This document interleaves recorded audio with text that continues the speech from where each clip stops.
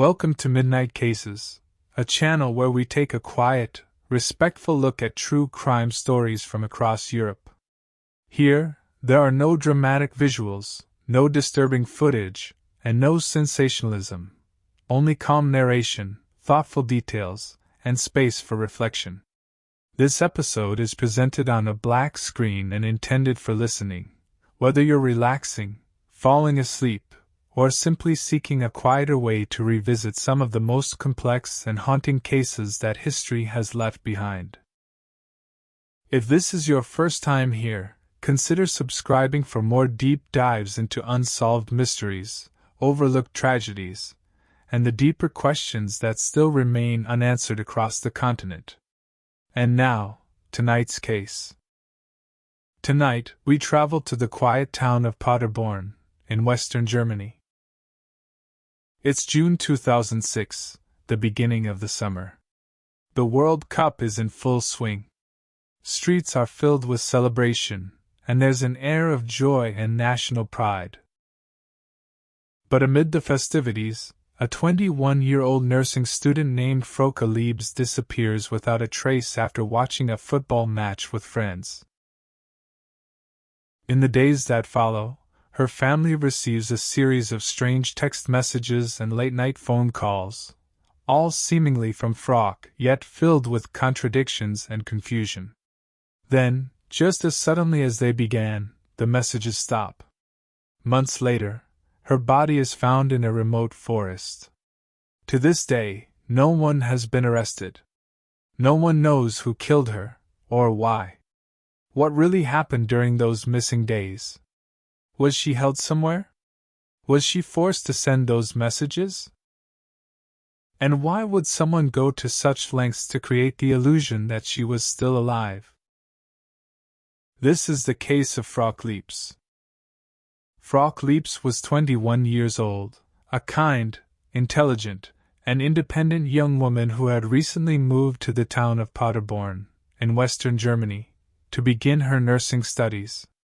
Frauke shared her apartment with Chris, whose full name was Christian, a man she had once dated before moving to Paderborn. Their romantic relationship had ended some time earlier, but the two had remained on good terms. They trusted each other, communicated openly, and decided to continue as friends, sharing the apartment simply as flatmates. Chris had known Frauke for several years, and those close to them said there was no lingering tension or unresolved emotion between them. It was a practical arrangement, and for the most part, a peaceful one. In the days that followed Frauke's disappearance, Chris would become a central figure. Not because he was suspected of wrongdoing, but because he was the last person in contact with her, and the one who received nearly all of the mysterious text messages and phone calls. They lived in a shared apartment not far from the city center, and Frauke had quickly built a life for herself, a mix of school, part-time work, and a close circle of friends. She was known to be thoughtful and outgoing, always smiling, always considerate, and deeply attached to her family, especially her mother and siblings. At the time, nothing about her life seemed out of place. There were no signs of conflict, no enemies, and no drama. She was simply a young woman, trying to build a future. On the evening of Tuesday, June 20th, 2006, Germany, like much of the world, was immersed in the excitement of the FIFA World Cup. The tournament, held every 4 years, is the most prestigious football competition on the planet, attracting millions of viewers and passionate fans from across the globe. That year, the World Cup was hosted by Germany, a point of immense national pride, and for an entire month, cities across the country had turned into centers of celebration. Even people who weren't regular football fans were swept up in the atmosphere, watching games in bars, decorating their homes, or gathering in the streets. Although the German national team had played the night before, on June 19th, the spirit of the tournament remained strong. On the evening of June 20th, another major match was scheduled, England versus Sweden, two powerful teams with large fan bases and a long history in international football. It was a group stage match, but one of high interest, especially in a country like Germany where many football fans follow multiple teams during the tournament. That night, Frauke met a friend at a local Irish pub in Paderborn called the Old Triangle to watch the match and enjoyed the lively World Cup atmosphere. She left her apartment around 9 p.m. and arrived at the pub shortly after. Witnesses would later recall that she seemed cheerful, relaxed, and completely herself. Laughing, chatting, and watching the game without a care in the world. But there's something else that stands out, something that would later become both a clue and a source of torment. Throughout the evening, Frauke was actively using her phone to text friends. She wasn't just watching the match, she was in contact with multiple people, replying to messages, and engaging in light conversation. In fact, several friends later confirmed that she had been responding to texts almost continuously, even as the match played on the pub's screens. Her last known text was sent at 9:53 p.m., still cheerful, still casual.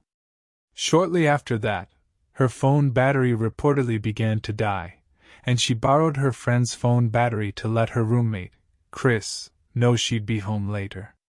The match ended around 11 p.m., and sometime after that, Frauke left the pub alone, on foot. That was the last time she was seen alive. When she didn't return home that night, her roommate assumed she might have stayed with a friend. But by the next day, with no word from her, and after she missed school and work, alarm bells began to ring. This wasn't like Frauke. She always kept in touch. And then, at exactly 12:49 p.m. the next day, a strange text message arrived, sent from her phone to her roommate. It said, "Don't worry. I'll be home late. I'm coming." At first glance, the message seemed innocuous, even comforting, a young woman explaining that she'd be home later than expected. But Chris immediately sensed that something was wrong.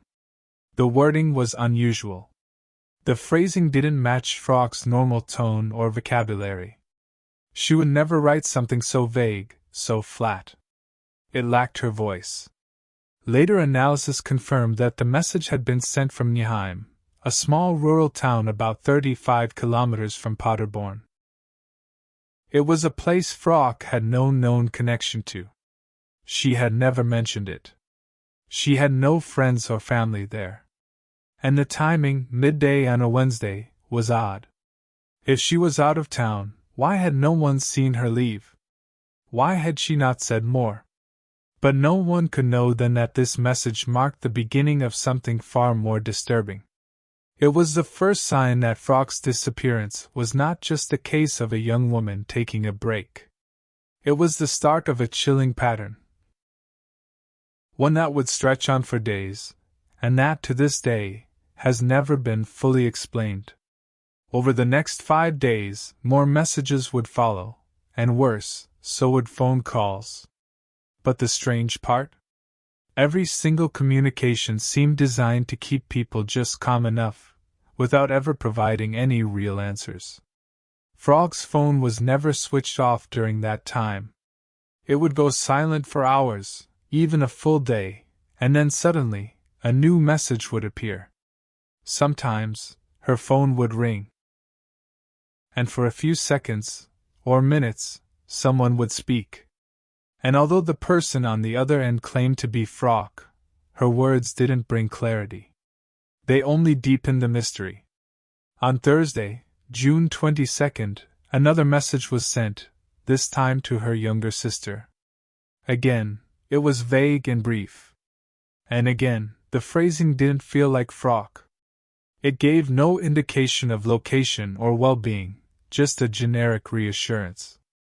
That same day, her phone briefly connected to a cell tower in Nijheim, a small town about 35 kilometers east of Paderborn. That was the first sign that the phone, and possibly Frauke, had left the city. It became clear that the phone, and perhaps Frauke herself, was being moved from place to place, but always just far enough outside of town to avoid detection. By now, her family and friends were growing deeply worried. They contacted the police. But because the messages and occasional calls kept coming, and because no signs of violence or coercion had yet surfaced, the case was not initially treated as an abduction. Frauke was classified as a voluntarily missing adult, a young woman who might have gone away to clear her head, maybe even with someone new. But her mother, her siblings, and Chris all insisted this wasn't like her. Something was wrong.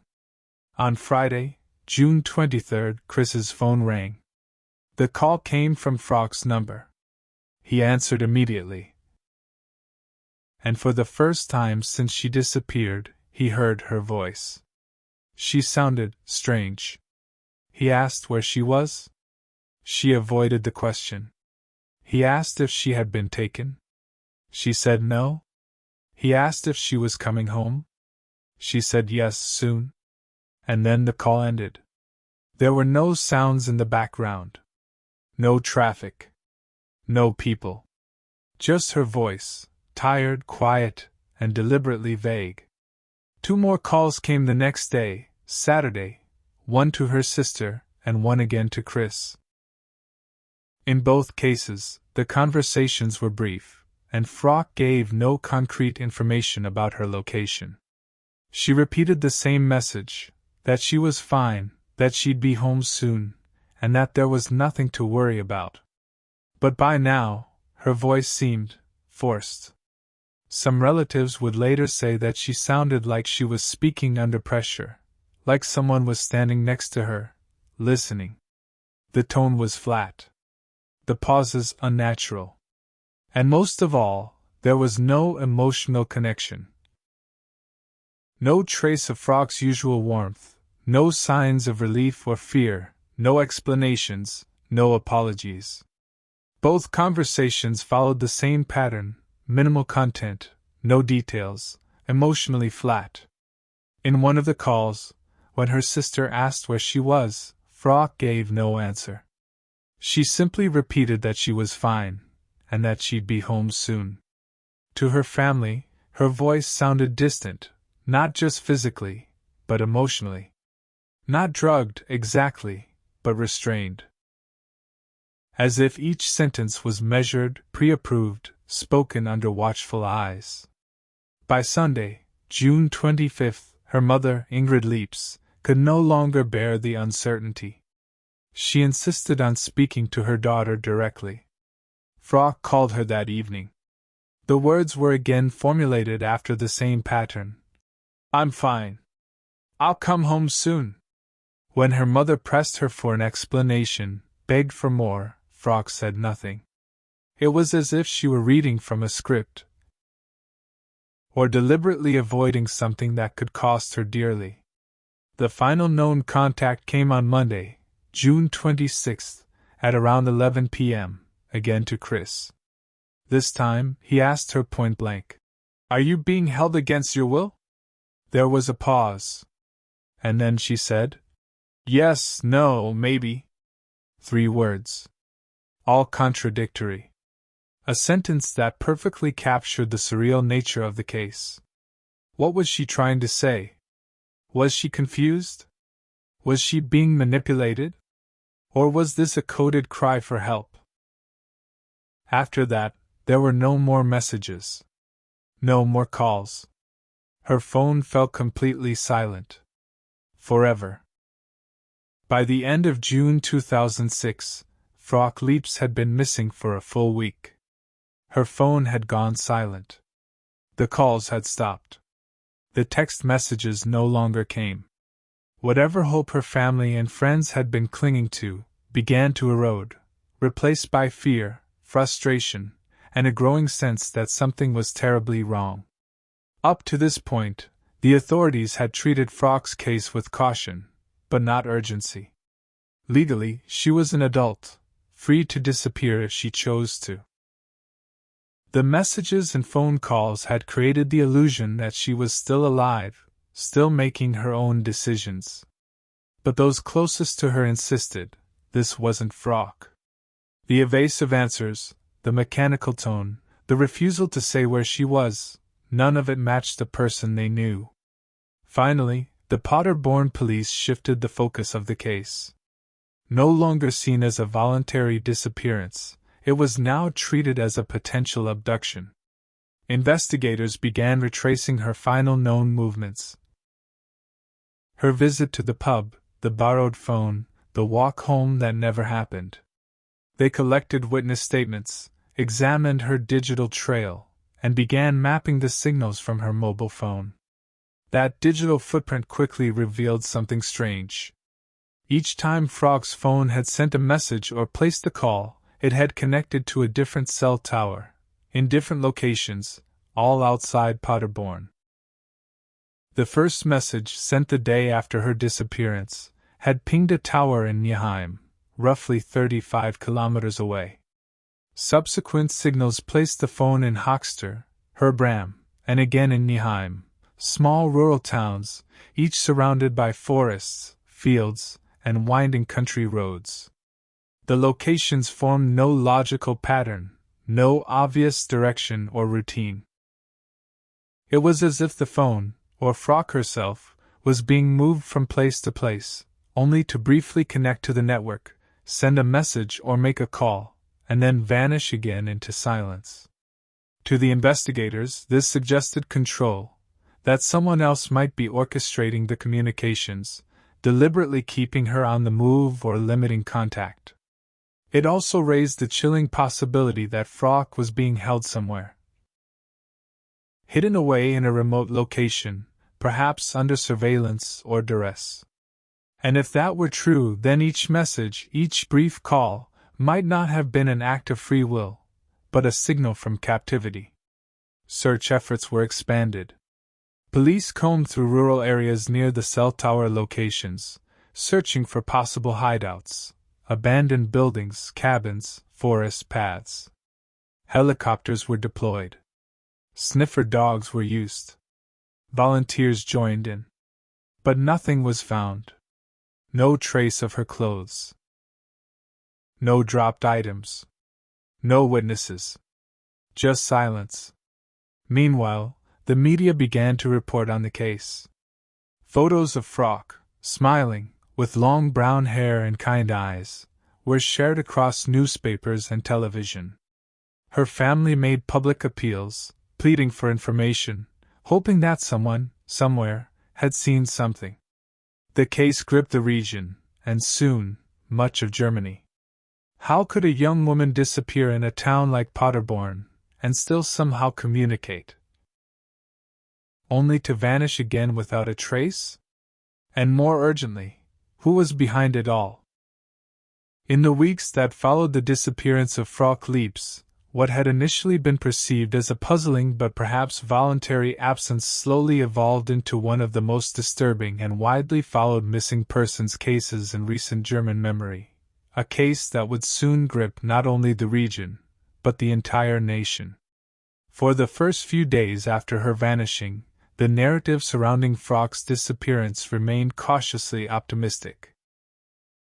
She was, after all, a young adult, independent and responsible, and the messages and phone calls, although strange and unsettling, seemed to suggest that she was alive, possibly traveling, and in some form of contact with her surroundings.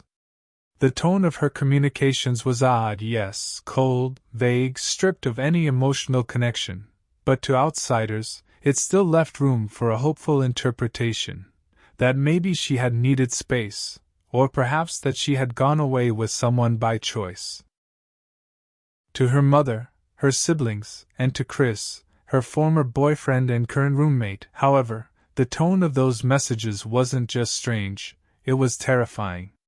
They knew Frauke's way of speaking, her expressions, her vocabulary, the emotional warmth she naturally carried in even the simplest exchanges, and none of it had been present in those last communications. They began to feel, deep in their bones, that the voice on the other end of the phone wasn't really hers, or that if it was, then it was a voice filtered through fear, control, or coercion. It wasn't long before that fear began to spread.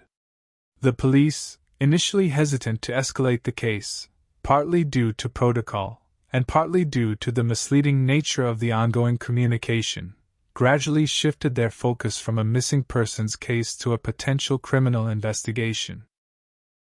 This shift came slowly, but firmly, once the phone activity ceased altogether. After the last phone call, placed on the night of June 26th, there was nothing. No new messages. No more calls. No signal pings. Frauke's phone went completely silent, and with it, all remaining illusions that she might simply walk back through the door faded. By early July, the Paderborn police launched a more extensive investigation, publicly stating that the case was now being treated as a possible abduction, with evidence suggesting that Frauke had not been acting of her own free will during those 5 days of mysterious contact. Attention immediately turned to the cell tower data, which revealed that each of Frauke's outgoing communications, whether a call or a text, had originated from different rural locations around Paderborn. These locations were not random in the geographical sense. They all fell within a wide radius of about 20 to 30 kilometers, but they lacked any pattern, any rhythm, any direction. One day the signal came from Nieheim, the next from Hochster, then from Herbram, all small towns surrounded by open countryside, forest roads, and isolated farmhouses. To police and observers alike, it seemed as if someone was either transporting her from one place to another, or deliberately using those areas to obscure her true location.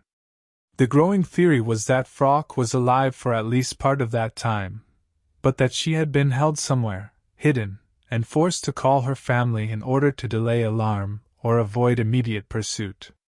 Search efforts intensified dramatically. Police units, volunteers, and rescue teams began combing the surrounding areas near the phone signal locations. Helicopters were dispatched with infrared scanning equipment, search dogs were deployed through wooded trails, and old barns, remote outbuildings, and hunting cabins were opened and inspected. But nothing was found, no clothing, no bag, no traces of struggle, no physical clues. It was as if she had vanished into thin air, leaving behind only the ghostly trail of her voice. Meanwhile, Frauke's mother, Frauke Liebs, took on a role that no parent ever imagines, that of the public face of a missing child.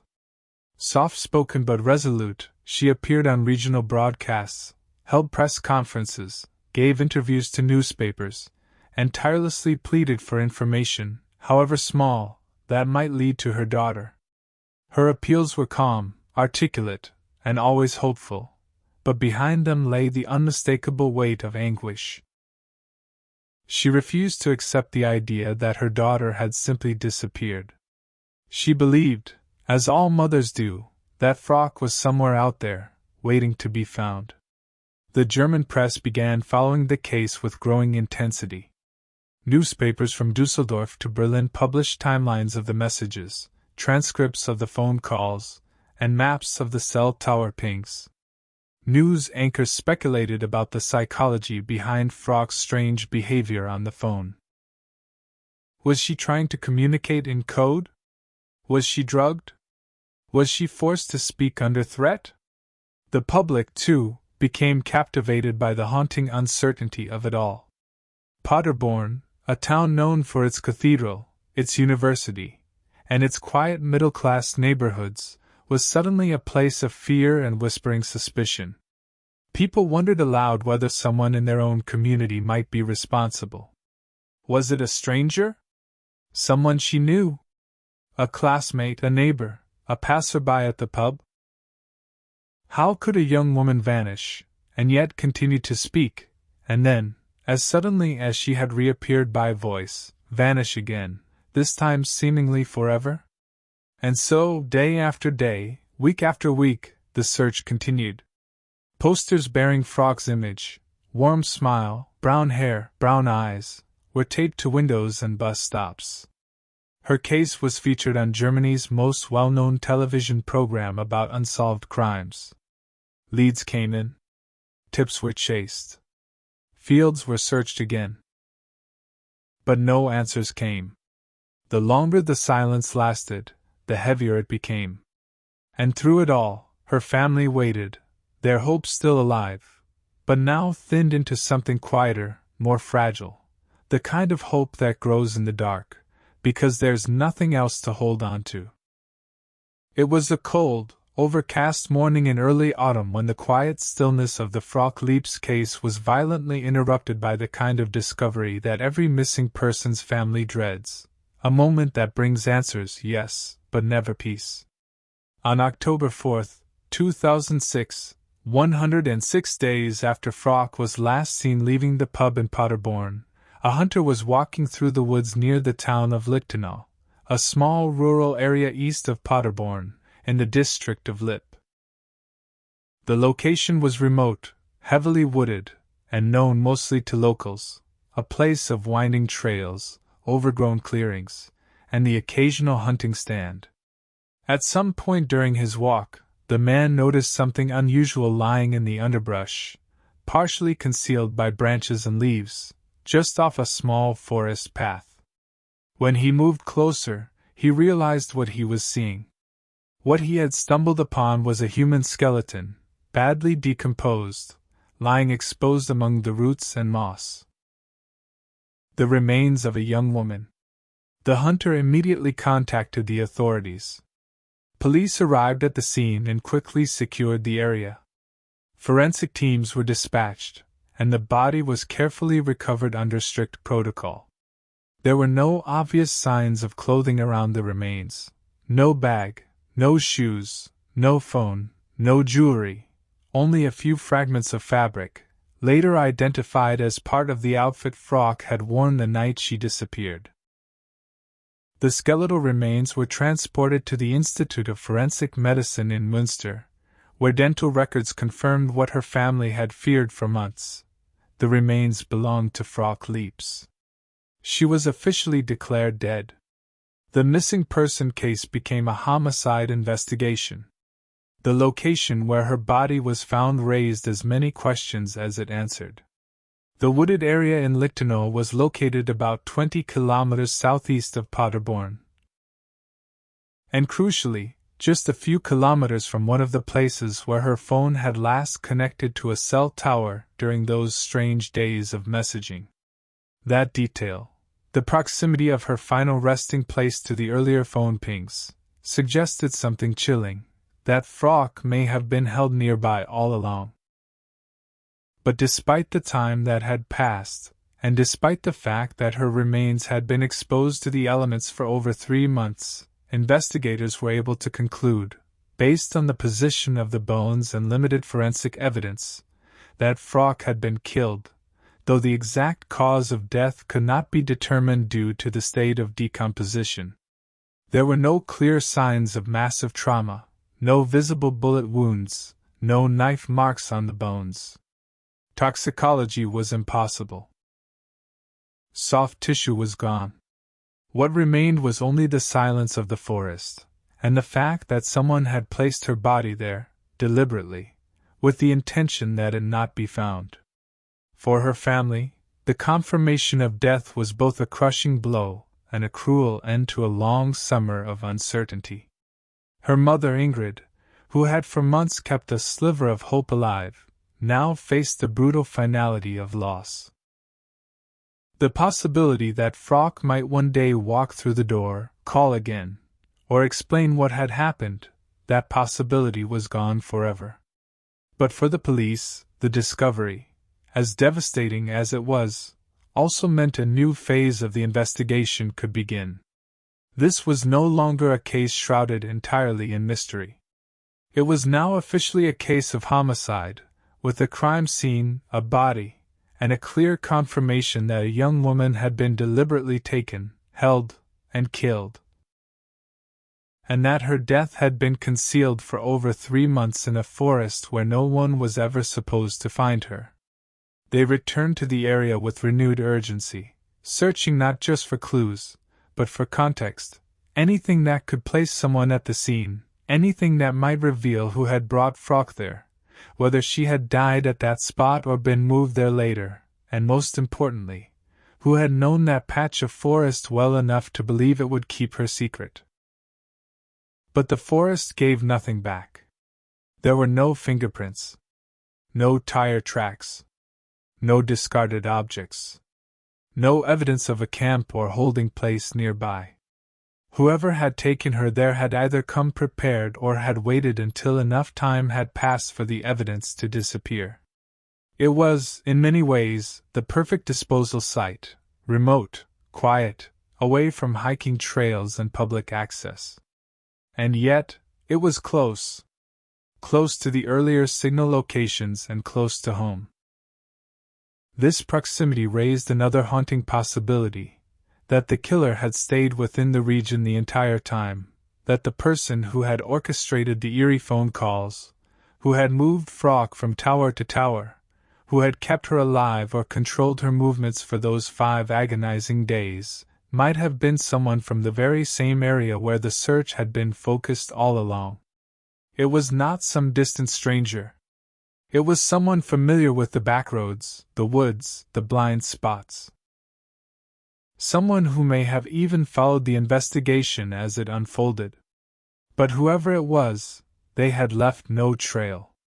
There was no DNA, no confession or known motive. Also, no witness or suspect. Frauke Liebs had been found. But her story was still far from over.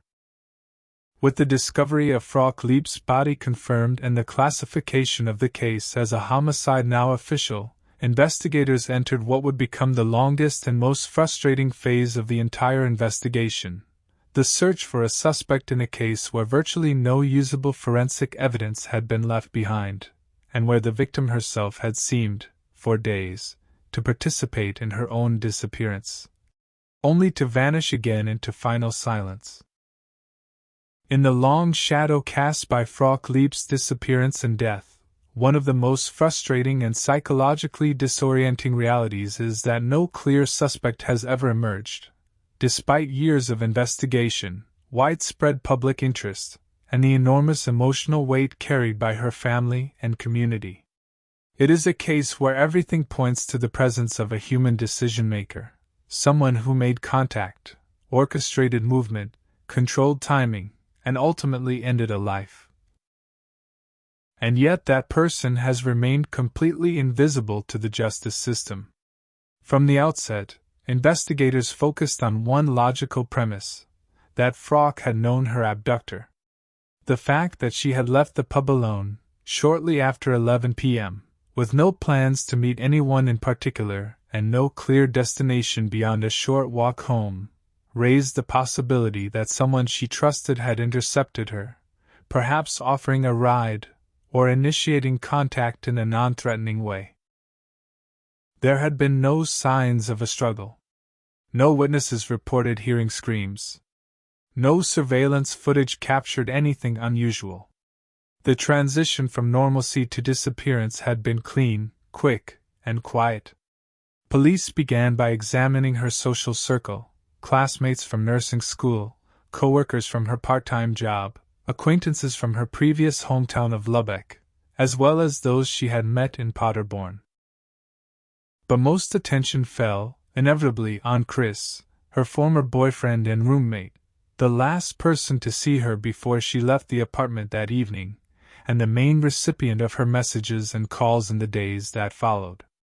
Chris was cooperative from the beginning. He answered every question, consented to searches, and never attempted to avoid investigators. He acknowledged the complexity of their relationship. They had dated in the past, remained friends, and were now living together platonically, but he insisted there were no recent conflicts, no jealousy, no unresolved feelings. Investigators could not find any physical evidence tying him to the disappearance, or the location where her body was found. Moreover, the timing of some of the calls, traced through cell towers, placed the phone in areas far from Paderborn, while Chris had verifiable alibis. Eventually, police cleared him of suspicion. But the problem with eliminating a prime suspect is that it rarely brings clarity, only the return of darkness. The investigation then moved outward toward Frauke's social circle, classmates from her nursing program, friends from her part-time job, people she had recently met in Paderborn. Among them, the name of a young man known in some sources only as Niels began to surface. Though never officially confirmed by police, online discussions and true crime commentators pointed to a possible acquaintance, someone who had known Frauke personally, perhaps even shared classes or social events with her. Speculation suggested he may have had feelings for her, perhaps unreciprocated. His behavior after her disappearance, described by some as cold or detached, led to further questioning. He was reportedly interviewed by police. But again, no link could be established. No physical evidence tied him to the case. And so, like Chris, he was left behind by the investigation, not as a perpetrator, but as a presence without proof. No eyewitness ever came forward claiming to have seen Frauke in a car that night. No reports were made of suspicious vehicles near the pub. No surveillance cameras, even in the immediate vicinity, recorded anything unusual. Eventually, behavioral analysts were brought in to try to profile the possible perpetrator.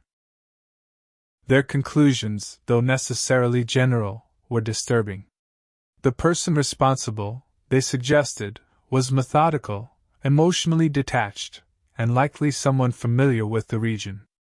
The fact that Frauke's calls originated from small rural areas rather than urban centers implied a person comfortable navigating back roads, someone who knew where to hide, and how to avoid being seen.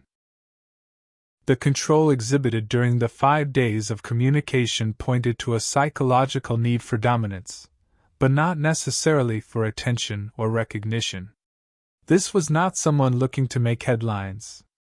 It was someone trying to control the narrative, from the shadows.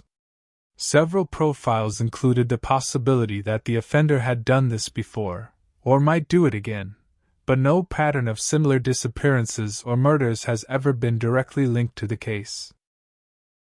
As the investigation expanded, police began considering broader profiles. One dominant theory emerged, that Frauke had been abducted and held against her will, possibly in a confined space, by a person with some knowledge of the region, and potentially someone socially isolated, who knew how to avoid detection. The calls and texts, investigators believed, were likely orchestrated by the abductor, either forced from Frauke or dictated entirely.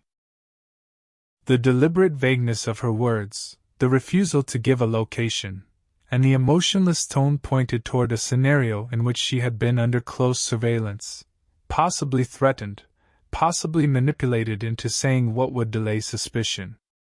Investigators also considered the idea that a stranger had approached her that night, possibly under the guise of offering help, or simply catching her attention in a vulnerable moment. Perhaps she accepted a ride, believing she would be dropped off nearby, and something went wrong. This would explain the complete absence of witnesses, and the fact that no one in her known circles had a motive. But the stranger theory also raised troubling questions. Why would a stranger know how to move her between multiple rural locations without being seen? Why would they care enough to orchestrate a week of misleading communication?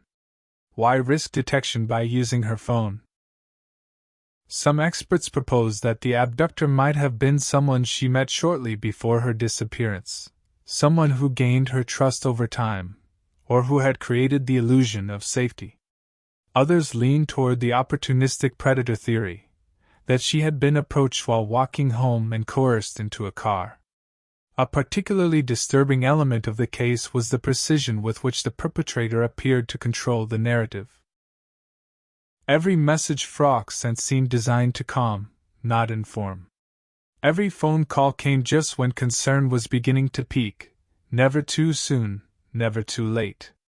And all communication stopped exactly 5 days after her disappearance. It was, in a sense, a performance, a simulation of freedom, without actual freedom.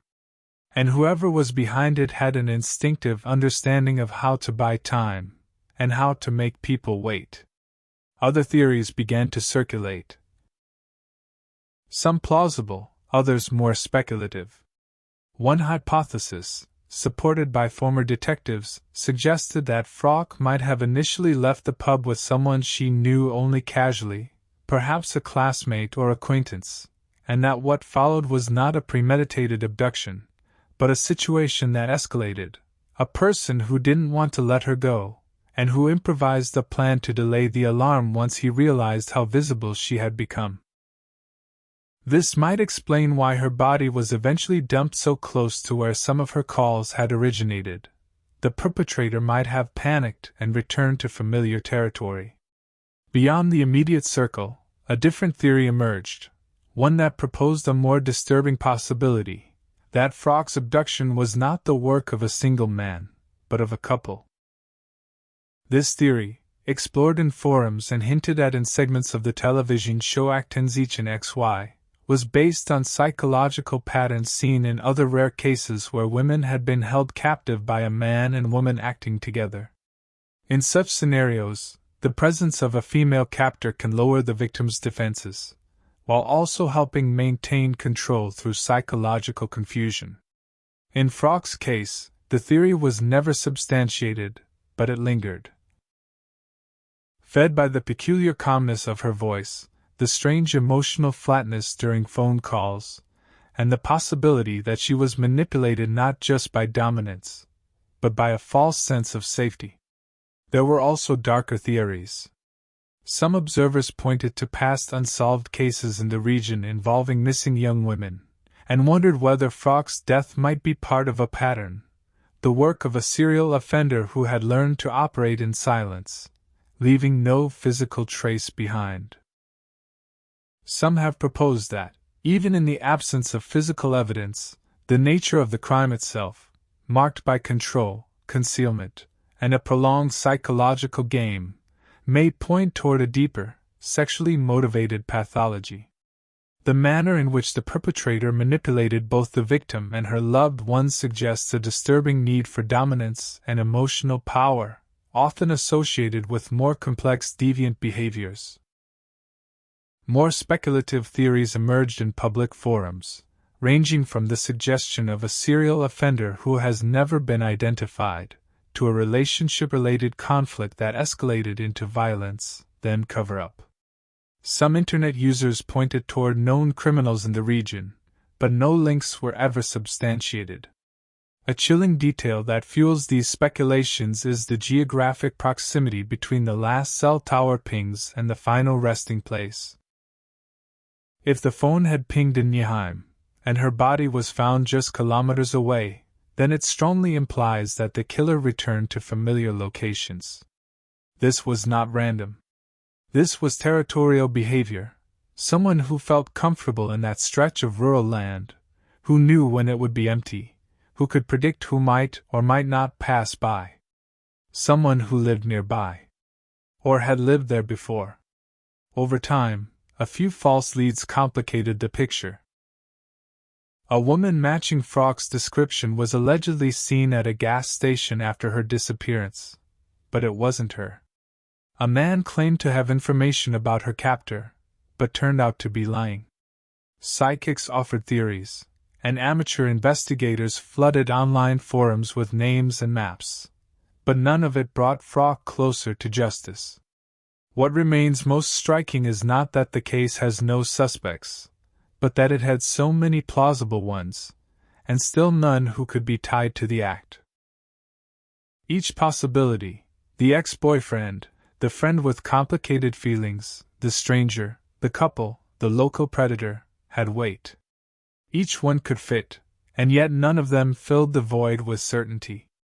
It's a paradox that defines this case, that someone had complete control over Frauke for days, spoke through her voice, held her fate in their hands, and then vanished into a world of neighbors, acquaintances, or strangers, never to be caught, never to be named. And so the circle of suspects remains open. Not because the police haven't tried, but because the one person who knows the truth still walks free, quiet, ordinary, and unseen. But despite all the speculation, all the interviews, and all the profiles created, no concrete suspect emerged. No one confessed or came forward. No fingerprints were found. No DNA was recovered. No eyewitness ever reported seeing Frauke in the company of anyone suspicious on that night, or in the days that followed. And so the case, for all its complexity, remained a void. The image of Frauke, smiling in every photo, forever frozen at 21, became both a symbol of enduring grief and a source of quiet terror.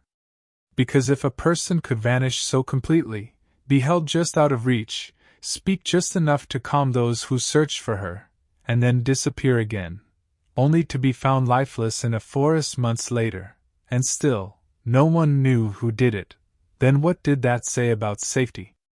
About justice?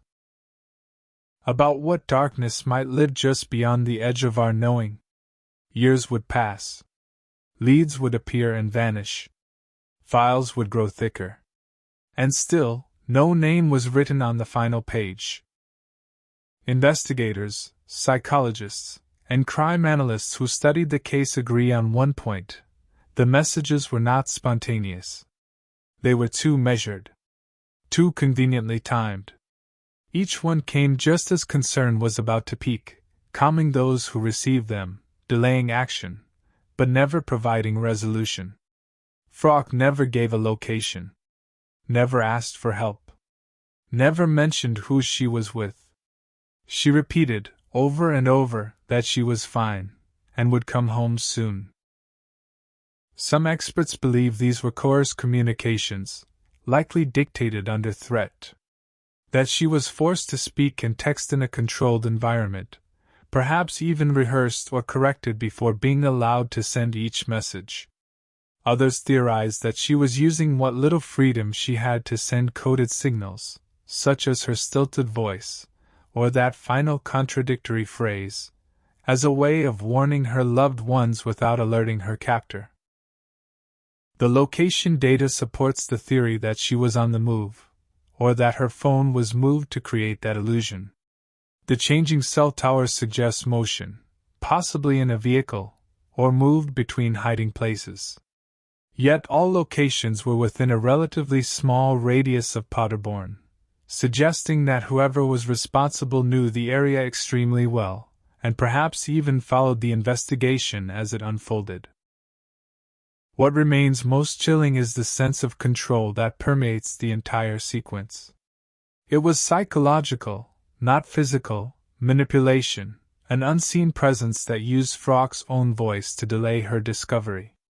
To keep the illusion of safety alive, even as her life may already have been slipping away.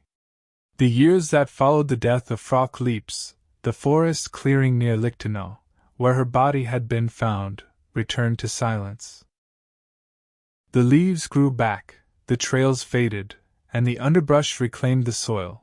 But for her family, for the town of Paderborn, and for the investigators who had walked that path in search of answers, the silence became something else, a presence. A reminder of a life interrupted.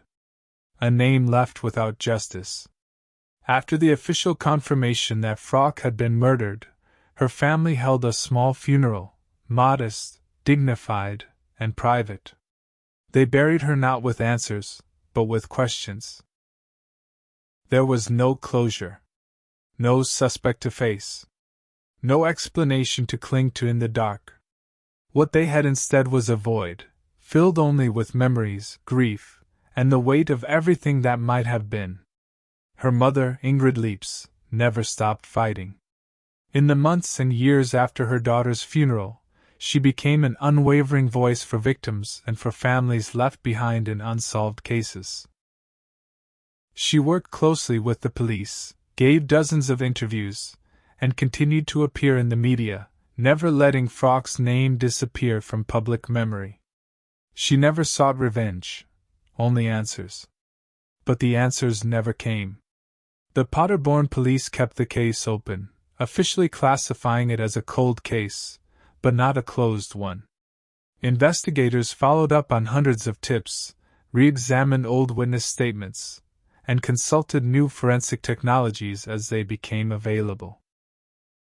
They reanalyzed cell tower data, attempted to model possible routes the perpetrator might have taken, and even explored psychological profiling, building a picture of a potential offender who might be calm, socially isolated, and familiar with the terrain surrounding Paderborn. But none of it led to an arrest. There was no breakthrough. The case remained what it had always been, a puzzle missing its centerpiece. Over time, Frauke's face became a symbol. Not only of a young woman stolen too soon, but of a failure in the system. A failure to protect. A failure to detect. A failure to deliver truth. The media would return to the case every few years, on anniversaries, or when similar disappearances sparked renewed attention, and each time, her story was told again, cautiously, respectfully, but always with the same unresolved ending. Television specials, podcasts, and investigative programs covered the case, sometimes theorizing, sometimes reconstructing, but always ending in the same silence. And as the years passed, the questions hardened into scars. Who was the voice on the other end of the line? Who kept her moving from cell tower to cell tower, just far enough to avoid being found? Was she still alive during all those 5 days of contact? Or had the messages been staged entirely? Was she killed in fear, in rage, in panic? Or had her death been planned from the start? Theories persisted, of a manipulative captor, of a casual acquaintance who turned violent, of a stranger who happened to be in the right place at the wrong time. But none of them brought her back. None of them brought peace. And yet, despite the darkness of those unanswered questions, Frauke Liebs has not been forgotten. Her name still appears in forums, in articles, in vigils held in her memory. Her mother continues to speak her name in interviews. And for those who watched the case unfold, in Paderborn, across Germany, and beyond, Frauke remains not just a victim, but a reminder that even in the most connected, modern, structured of societies, a person can vanish, can speak from the silence, and never be heard again. The file remains open. The grief remains present. And the question, who did this to Frauke Liebs, still echoes, unanswered, across the quiet countryside where she once lived, and where someone chose to hide her forever. When we look back at the case of Frauke Liebs, we're not just staring into the void of an unsolved mystery. We're standing at the intersection of everything we don't like to admit about the fragility of safety. Because what happened to Frauke wasn't the result of recklessness, or naivety, or danger-seeking. She did what millions of others do. She watched a football game with friends, she texted people she cared about, and she walked home. And that was all it took. What makes this case so haunting isn't just the lack of a perpetrator. It's the illusion that everything was still okay, right up until it wasn't. The phone calls. The vague promises. The calm tone. Frauke was still speaking. And so everyone hoped. But in hindsight, that hope was weaponized, used against her family, her friends, and even the investigation. It's impossible to know how long Frauke was alive. 5 days? 2? 1? We may never know. But it's clear that the way her messages were structured, controlled, spaced out, emotionally neutral, created a false sense of time, and that delay cost something. It dulled the urgency. It bought the perpetrator precious days. And in those days, the chance to save her may have quietly slipped away. From a procedural point of view, this case raises difficult questions. Why wasn't the phone activity treated as suspicious earlier? Why wasn't the area around Nieheim and Lichtenau searched more aggressively? when multiple signals pointed there?